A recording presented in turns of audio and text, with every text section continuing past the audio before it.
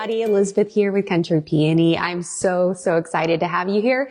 Welcome to episode 41 of Coffee and Crafting. So today we're going to be doing something really fun, and it's really simple.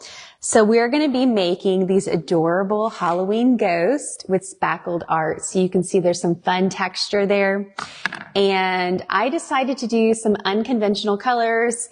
I've mentioned on here before, I'm not a huge fan of the spooky and scary, so pink is where it's at for me. I mean, you can see my pink pumpkins behind me. But the beauty with this project is that you can do whatever you want. And it is so much fun. And honestly, I'm really excited to show this to you because I think it's going to inspire you to start crafting more with spackling. I shared this post over on Instagram and here on Facebook a couple weeks ago, and a lot of y'all really liked it. And so I thought it'd be really fun to showcase in today's Coffee and Crafting. So before we get started, I just wanted to introduce myself again. My name's Elizabeth, and I'm with Country Peony. And Country Peony is a DIY and craft creative website where I share fun tutorials, whimsical spaces, and really the goal is just to inspire you to create in your own home. Because I truly believe in the power of creating, and I think it's so much fun. So thank you so much for joining me today. I'd love to know where you're coming from. I'm here in Texas. It is sunny. It is beautiful. And it's just a great Monday. So let's get crafting.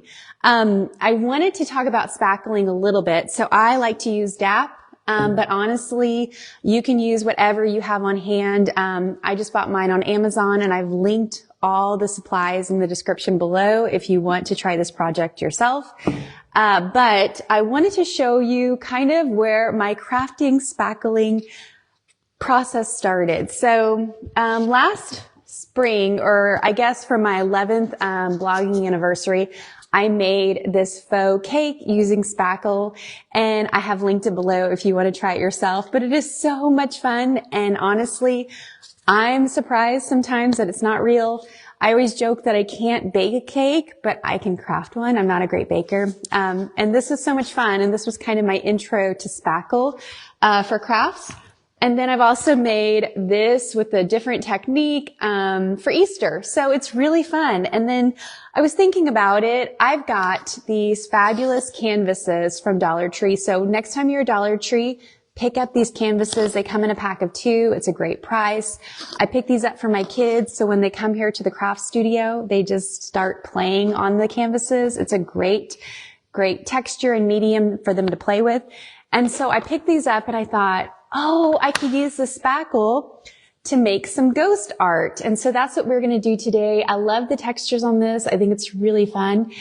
And honestly, it is so simple, like I said before. So let's get started.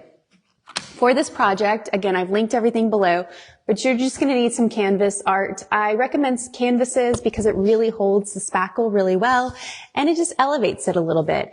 I honestly thought maybe before I did this, I could add some fun stripes to the back of it. You can totally do that. You can add a fun print to it before you add your ghost, just knowing that the ghost is very simple. It's very streamlined. So it would be really cool if there was a fun graphic behind it. But I didn't do that this time, but I wanted to mention it to maybe inspire you to do the same thing. And so you're going to need a canvas, and then you're also going to need spackle. This is just a patching plaster. This is from DAP. I've linked it below. I like this because it dries quickly, and it actually, I wouldn't say it's mess free, but it does clean up pretty easily. Okay. And then you're going to need some paint. So I love Olive Plaid Crafts. So their apple barrel line is inexpensive, and it comes with a variety of colors. And for today, I love pink. So we're just going to use this pink paint. But again, you can use any color that you want. I think it'd be really fun. Okay. And then the last thing, I do think that this is important.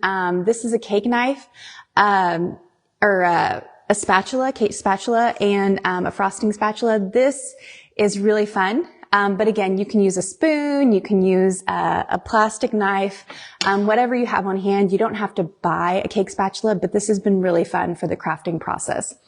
And then just something to mix it on. You can get a palette out. I'm just using a paper plate and a plastic fork to mix. So the first thing we're going to do is we're going to open up our DAP and we are going to, I did mention it's mess free, but I do like to, it's not mess free, but it isn't as messy as you would think, but I do like to keep a wet towel nearby. And honestly, if you want to protect your work surface, you can. That's the beauty of the craft studio, in my opinion, is that nothing is too precious. And so, I do try to protect my work surface, but if things get messy, that's okay. Okay, so what we're going to do is we're just going to take the spackle, and as you can see, I've used most of this already. I actually used this particular one 6 months ago on this Easter project. So this goes a long way, and as long as you close the lid tightly, it's going to keep it in there secure. It's going to be fabulous. Okay, so all we're doing now is we're mixing the paint, and I'm just going to get, let's see, about 2 scoops. And I do want to mention that the important thing with the spackle is the consistency. You really want that textural look of the ghost. I think that really adds to it. It's really beautiful. And when you add the paint to it, it does make it runny. It does change the consistency. So I would recommend adding as little paint as possible just to get whatever pigment you're after. Because I learned from trial and error, I added too much paint because I wanted it to have more pigment, and it got really runny and it wasn't beautiful. Okay, so now I'm just going to add just a little bit of paint, just a little bit. As you can see, nothing crazy. And then we're just going to mix it, and it's going to be so fun. So I would recommend picking a richer color than what you want the outcome to be, because the plaster does dilute the color a little bit. So just keep that in mind. And I do recommend mixing it because you want it to be a nice consistent color. So you can see that really vibrant pink turns into this beautiful, almost blush pink. So keep that in mind when you're picking your color. Again, I don't want to add too much paint, because when you add the paint, it changes the consistency of the plaster, and we really want that thick, full plaster. So I want just a little bit more pink tint in here, so I'm just going to do another little drop without overdoing it. And then I'm just going to keep, again, mixing, trying to get really in there. And the reason why I'm using this paper plate is because I've tried to clean this plaster out, and it's just not a fun job. So unless you have something that you do use for projects like this, I recommend something that either you can throw away or something that isn't too precious. Okay, so I like this color. It's a beautiful blush, and I think it's going to show off well on my white canvas. So this is the first step. You pick your color, you mix it with the spackle, and then you want to make sure that the spackle is still nice and thick as it is. It's not coming down. And then the fun part, you're just going to start making your ghost, okay? So I'm going to take my cake knife. I'm going to clean off any of the residue that's on there, because we don't want that white to be peeking through, because when you place it on your canvas, it's going to show all the colors. Okay? So from here, now this part, just have fun with it. Don't overthink it. And that's why I like using these Dollar Tree canvases, because if you're not crazy about the first one, you can try more. Okay? So we're just going to take a nice glob, that's what I'm going to call it, a glob, because that's what it is, a nice glob of this plaster. And I found it easiest to scoop it up, and then we're going to take it this way, and we're going to start at the top, like this is the head of the top of the ghost, and we're just going to come down just like so. And then we're going to take the back, and we're going to come down this way. So it's so easy and so fun and so beautiful, and it's starting to create this gorgeous shape. So I'm going to get a little closer so y'all can see. I'm going to come over here, and what we're going to do is I'm just going to, again, scoop it on there, and then we're just going to take it and we're just scooping it, and then we're starting to create the shape of the ghost, as you can see. And from here, I created some cute little frilly feet. So again, you can keep it really simple, or you can add some cute feet where kind of splay out like that. It's totally up to you. Really cute, really simple, really fun. And you can keep it nice and even. You can keep adding to it. I like the feminine look of a feminine look as I'm talking about a ghost, but I like that look where it's real cute, like so. So I'm just going to keep adding that spackle a little bit at a time. And again, just keep playing with it. And I think that's really fun too, how it sounds. Yes, it's a Pac-Man ghost, Joe. That's true. I didn't think about that. But it's so much fun to make. Oh my goodness. So, you can have a whole bunch of these and you can create a whole fun gallery wall on the cheap. It's so inexpensive. So you can see as I'm just coming out with it. So that's so fun. I'm really happy with that. And that is the extent of it. And then all you're going to do is you're going to let it dry completely overnight.